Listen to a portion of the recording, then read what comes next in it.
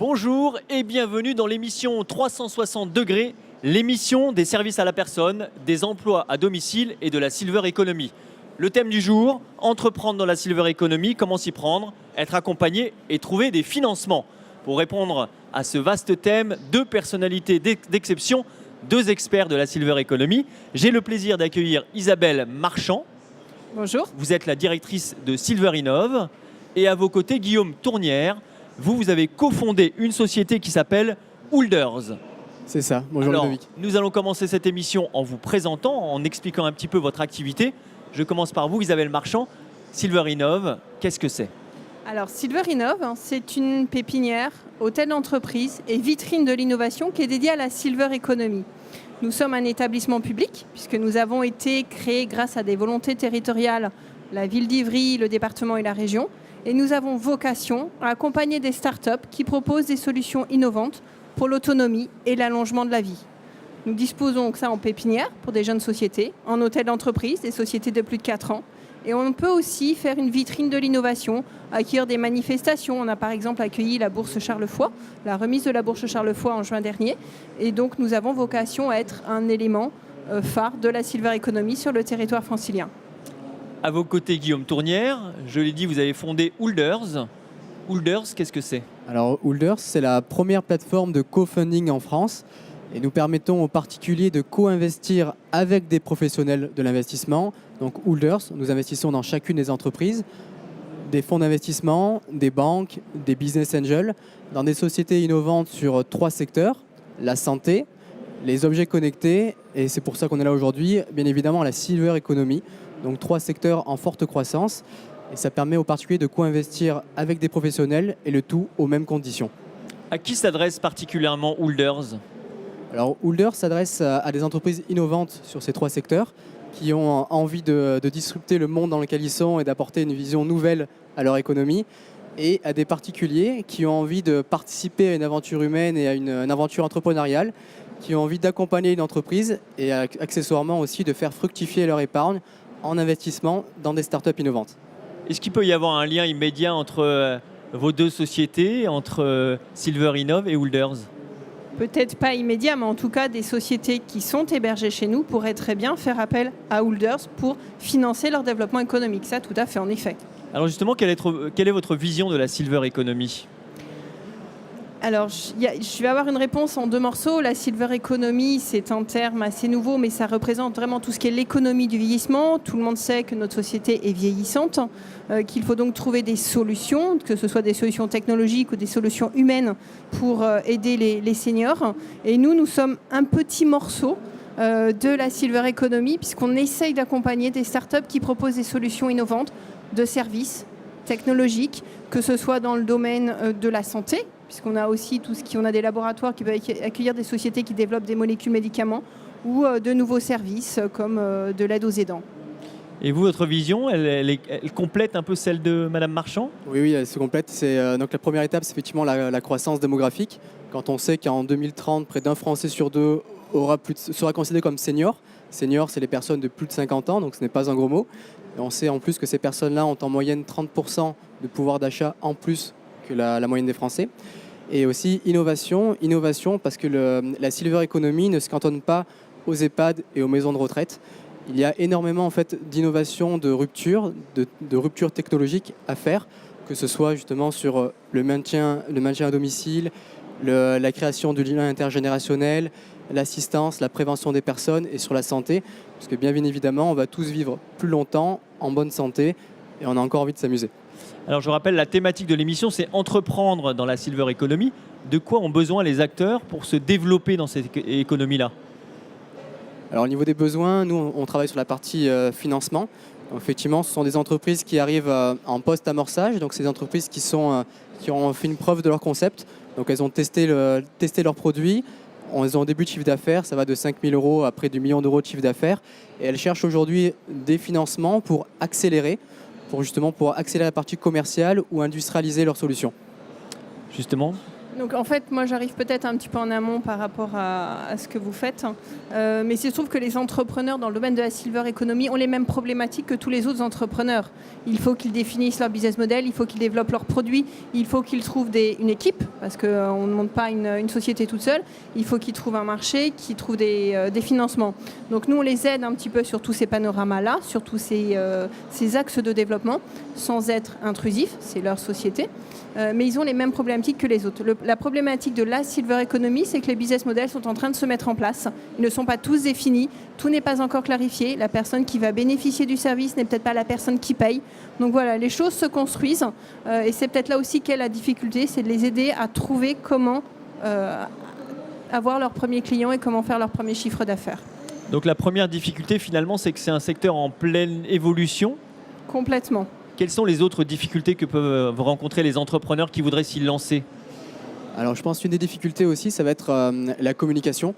Donc il faut arriver, c'est un secteur en fait qui reste encore assez connoté, assez connoté. Donc il faut arriver en fait à communiquer d'une manière nouvelle. Parce que les personnes, je l'avais dit tout à l'heure, en fait senior ça veut dire plus de 50 ans. Donc ça veut dire que ça ne se cantonne pas en fait aux maisons de retraite, à l'EHPAD et justement aux personnes à plus de 80 ans. C'est tout un panel de la population française qui est là, un Français sur deux en 2030. Et donc c'est pour ça, c'est vraiment communiquer de manière simple et faire en sorte d'offrir la meilleure expérience à l'utilisateur, à votre client, et non pas en fait de se dire que l'utilisateur devra s'approprier votre produit avec ses contraintes.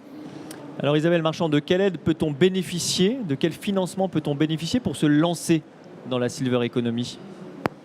Alors, comme pour tous les entrepreneurs, il y a toutes les solutions qui existent au niveau public, c'est-à-dire qu'il y a, si on est un étudiant entrepreneur, il y a les incubateurs d'école. On peut aussi aller voir les incubateurs publics qui peuvent vous aider à avancer sur ce chemin-là. Il y a un certain nombre de partenaires institutionnels qui peuvent être des financiers, BPI France, Paris Région Entreprises. Après, il y a des pépinières, hôtels d'entreprise comme notre structure qui peuvent aider et accompagner. Et après, il y a le monde des financeurs privés que je pense connaît nettement mieux mon voisin. Effectivement, sur la partie financement privé, c'est tout l'intérêt en fait de notre offre de co-funding. Où pour les entrepreneurs, en fait, nous sommes un guichet unique où on a une communauté aujourd'hui de 47 000 personnes. Il y a 1000 personnes aujourd'hui qui rejoignent notre communauté chaque semaine, qui sont intéressées par les innovations sur la santé, les objets connectés et la silver economy, qui ont envie d'investir et d'accompagner les entreprises sur la silver economy. Mais aussi, suite à ça, en fait, c'est 47 000 directeurs d'investissement particuliers qui décident des innovations. Et on se rend compte en fait que de nombreux fonds d'investissement et de corporate sont intéressés par cette data et donc veulent co-investir avec nous dans les entreprises innovantes. Est-ce que vous avez un exemple de crowdfunding réussi récemment ? En fait, on en a 2 dans les 6 mois. En fait, le dernier, c'était avec Paris Région Entreprises. On a sélectionné 6 entreprises de la région. Il y avait 100 personnes dans la salle, sur les réseaux sociaux et des fonds d'investissement qui étaient présents. Et en 1 heure, on a récolté un petit peu moins de 400 000 € pour 6 entreprises. Donc ça veut dire qu'il y a quand même de l'argent, des gens qui veulent investir. Exactement, c'est exactement ça en fait. C'est pour ça qu'on se rend compte que tout l'intérêt de notre offre, d'avoir une offre digitale. Donc les personnes qui ont envie d'investir peuvent rencontrer des entreprises via la plateforme web. Et si elles ont envie d'aller plus loin, de rencontrer ces entrepreneurs, on organise des co-funding live, donc des rencontres entre des investisseurs et des entrepreneurs. Et là, on voit qu'il y a vraiment un engouement en fait des particuliers et des Français envers les entreprises, envers ceux qui vont créer des emplois, qui vont faire rayonner la France. Mais quels sont les investisseurs qui sont prêts justement à se lancer ? Est-ce qu'il y a des noms vers qui on peut se tourner ?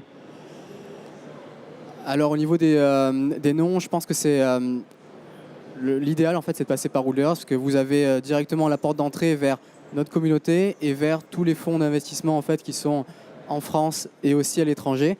Et donc aujourd'hui en fait, on reste une sorte de la porte d'entrée vers tous les financeurs sur la place française. Vous, madame, il y a plutôt des noms vers lesquels on peut se tourner pour trouver un financement quand on passe par votre pépinière, par Silver Innov. Est-ce que vous aidez finalement les entrepreneurs à se lancer en leur donnant des bonnes pistes ? On les aide surtout en leur levant la tête du guidon et en les aidant à se poser les bonnes questions. C'est surtout ça aussi un accompagnement, c'est de les aider à se reposer les bonnes questions et ne pas éclipser les problèmes. Maintenant, on les réoriente bien évidemment vers tous les acteurs de l'écosystème. Donc on a donc les financeurs privés, mais aussi les financeurs publics ou les solutions de prêt d'honneur qui ont des offres spéciales aussi dédiées à la silver economy avec des montants nettement plus élevés sans contrepartie. Donc c'est très intéressant pour eux. Vous parlez de bonnes questions. Quelles sont les bonnes questions à se poser? Quand on se lance dans le domaine de la silver economy, déjà, ne pas développer juste un produit parce que ça convient à sa grand-mère ou à son grand-père. On est vraiment sur une problématique. La silver economy, maintenant, ça concerne tout le monde. Ça va nous concerner, nous, dans pas très longtemps. Ça va concerner nos parents, nos grands-parents.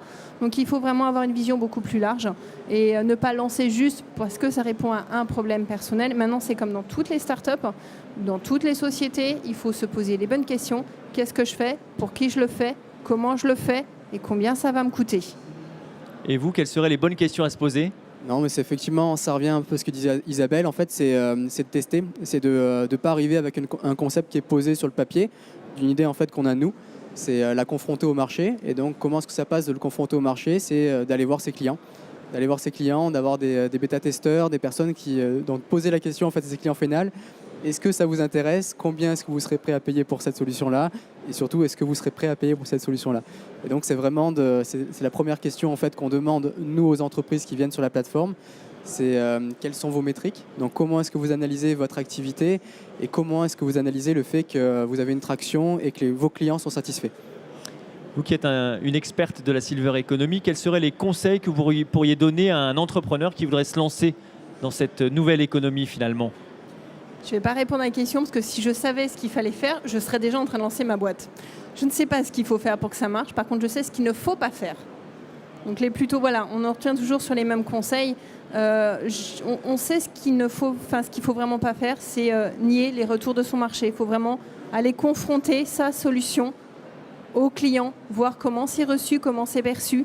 On est sur un marché aussi où le terme de senior est quelque chose qui ne plaît pas toujours. Donc il faut vraiment qu'on invente des nouveaux termes, qu'on trouve la nouvelle terminologie marketing pour plaire, parce que ce sont des solutions très pertinentes, mais si elles sont mal présentées, ça ne marchera pas et ce sera fort dommage. Et vous, un dernier conseil avant de terminer cette émission? Un dernier conseil, ce serait lancez-vous et surtout venez découvrir la silver economy. C'est un marché formidable en pleine croissance et il y a d'énormes opportunités. Je suis d'accord sur sa conclusion. Il y a d'énormes opportunités, il ne faut pas hésiter à se lancer. Isabelle Marchand, Guillaume Tournière, merci beaucoup d'être venus dans cette émission. Merci. Je vous rappelle que vous pouvez retrouver cette émission sur demain.fr et sur YouTube, Silver Economy Expo TV. Merci beaucoup et à bientôt pour une prochaine émission. Au revoir.